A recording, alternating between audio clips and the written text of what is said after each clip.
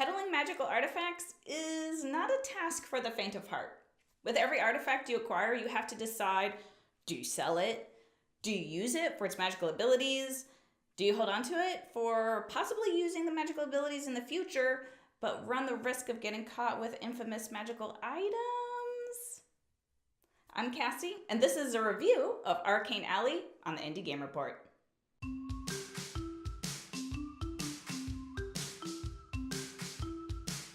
In Arcane Alley, players are attempting to collect items into their storehouse in such a way that they create sets they can sell for gold.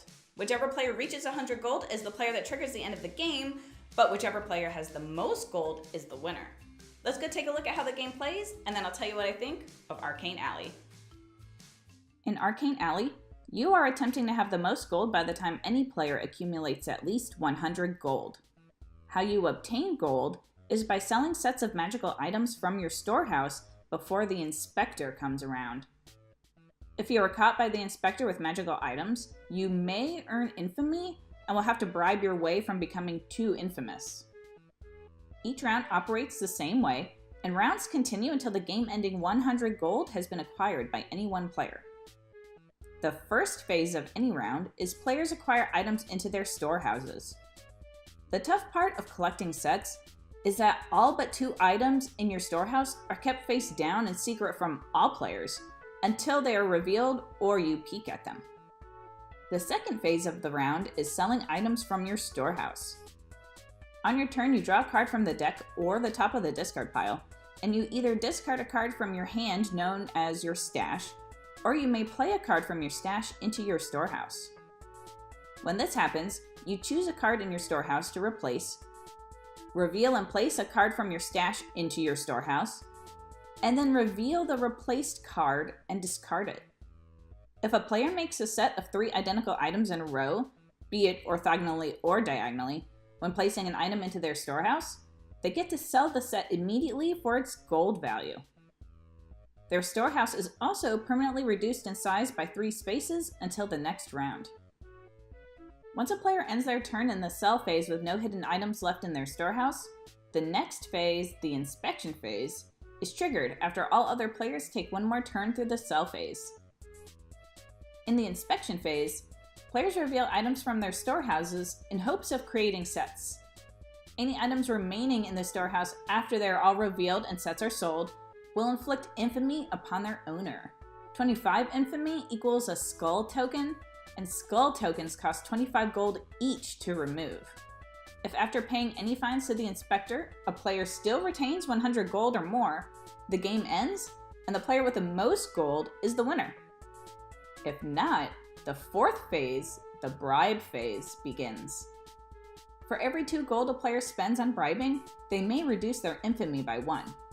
After all players have resolved their bribe choices, the round ends and a new round begins with players being dealt a new storehouse and stash. Eventually, a player will be dubbed the most successful merchant wizard and subsequently the winner of Arcane Alley. What first attracted me to Arcane Alley was obviously the art, since that's the first thing you see of any game, but honestly with Arcane Alley I really liked the art. I like that the art works well with a game that's about you're collecting magical items, but these items are also kind of bad because you're getting infamy, and so the art is dark but also bright and glowing, so it has that, you know, like that dark feeling you get for having something that's bad, but it also has the glowing magical feeling for having a magical item. So I loved the art, and I think it worked really well with the game and the theme of the game as being a magical merchant that maybe shouldn't be selling magical items. So like I said, I really liked the art. I liked the graphic design. The game was really easy to just like follow along with the cards, and the icons made sense to me with, you know, when you sell and when you can activate certain cards. So I felt the graphic design was really well done, and like the rules were great. When I first received the rules, it was the book was a little thicker than I had anticipated, considering what kind of game I thought this game was. But it's just because there were so many photos and pictures of how the game should be set up, how the game should be played, and almost every single card, actually I think every single card, was explained in the rules as well if you had any questions. And so I was very pleased to see that the reason the rules were so large is because they wanted to make sure if you had any questions, they were answered. So I absolutely appreciate that. And the quality of the game as well that I received is great. And, you know, for a game that's, you know, this is its review copy, I found the quality to be really well done. So I'm really excited to see how the final version of the game is going to look. If it funds, let's hope it does, because I, you know, find out at the end of this review that I enjoyed this game. But overall, art, graphic design, quality of the game, the rules, everything was just really great. And I super appreciate, honestly, how easy it was to read those rules. Now that I'm done rambling about the graphic design and the art, I'm going to ramble a little bit about the theme, because I love magical things, I love magical games.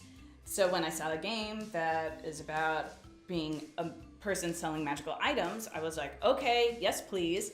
But after playing the game, seeing the art, everything just really came together, and I'm just so excited about this game. So I have to say, I love the theme, and I know that there are a lot of magical fantasy themed games out there, so this doesn't stand out as being individualistic in the theme, but I'm okay with that because this is totally up my alley, and I'm really happy to have another magical game in my collection.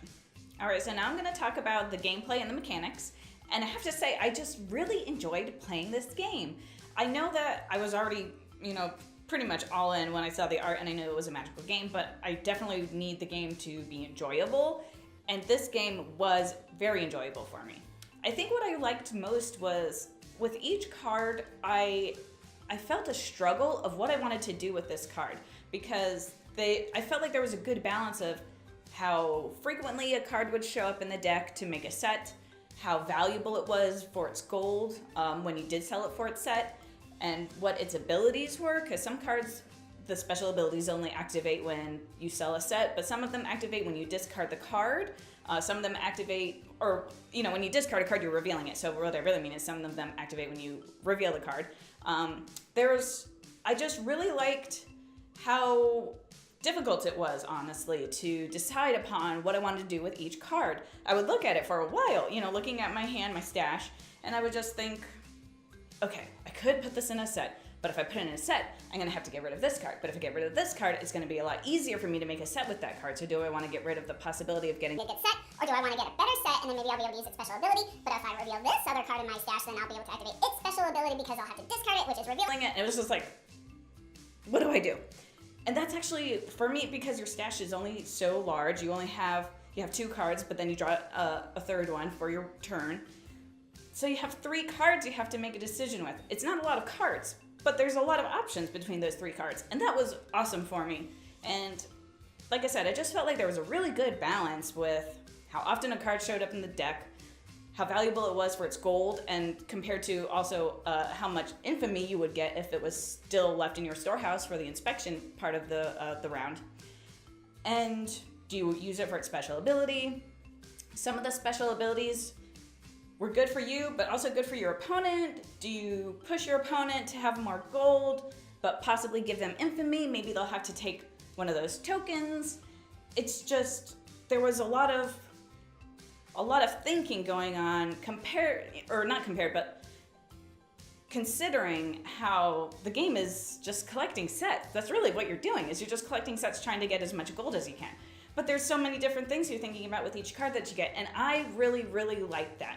So I felt like this game it's a good game that you can introduce to people that haven't played games as frequently as maybe some of us gamers that play games all the time. But it also gives you something to think about while you're playing. And so it kind of tickles that fancy for me of being accessible and also being enjoyable for gamers that are used to stuff like this. So I was just like very pleased with the gameplay, and it was just great. I had a lot of fun playing the game. There was some things with the game that I guess it's not really that I struggled with, but I kind of disregarded more than usual, and it was the abilities that would happen only when you would sell sets. It's just really hard sometimes to make a set. It just is. And some of these abilities were really great, but I wasn't just gonna wait around to make this set so I could get this special ability. And so I found myself discarding a lot of cards that had special abilities where they were only activated when a set was sold, just because I was like, I'm gonna be waiting around a long time for the potential to maybe make this set, so is this really what I want to do? No, I'm gonna get rid of it. So I felt like some of those special abilities were wasted when they could have been used on maybe cards where it happens when you reveal the card, or maybe if there was something in addition, like when you discard the card, something happens. I don't want to like ruin the game by adding more stuff to it, but I did notice that was an occurrence with me, and I just wish that maybe some of those cards I would have had like a greater opportunity to create sets and use those special abilities. Overall, I really enjoyed playing Arcane Alley. The mechanics were so easy. You don't have much that you're doing on your turn, but each card gave you a lot to think about, and I really appreciated that. I loved the art and, looking at it, and honestly, there were some cards where I was like, man, I just want to play this so I can stare at the art in my storehouse for a little longer. But like I said, there were some cards where I was like, man, I don't know what to do with this card. I don't know if I want to maybe get a set. My storehouse is going to get smaller. Do I hold on to it? Maybe I could make a set and it's going to be in the way. Do I play this card that could give me infamy but might also do some good stuff for me? Or it could give my opponent some gold but also infamy. There's just there was just so much with each card that I was thinking about that maybe I was overthinking it. But I just liked that a lot. And the game didn't take very long. Even with, my thought process, it only took about 45 minutes each time I played the game. And the box that I received says 3 to 6 players, but there is a 2-player way to play the game. And I did have a little bit of difficulty keeping along with the 2-player variant, just because I felt like the way it ends is different with 2 players. Is instead of ending when somebody has emptied their storehouse, you end it when you reach a certain amount of turns per person. But at some point it was like we were just kind of drawing cards, and so I think the 2-player variant may need a little bit of tweaking, but all of the games were about 45 minutes long, and I still had myself thinking each game, what am I doing with this card? And so I absolutely appreciate that, and I just appreciate the game in general. I'm very pleased with this game, and I'm really excited about it. Arcane Alley is on Kickstarter right now, and you can learn more about the game and the campaign down below. And if you want the Indie Game Report to check out your game, check out our website down below. I'm Cassielle. Thanks for watching the review of Arcane Alley by Strange Space Games. I'll see you next time.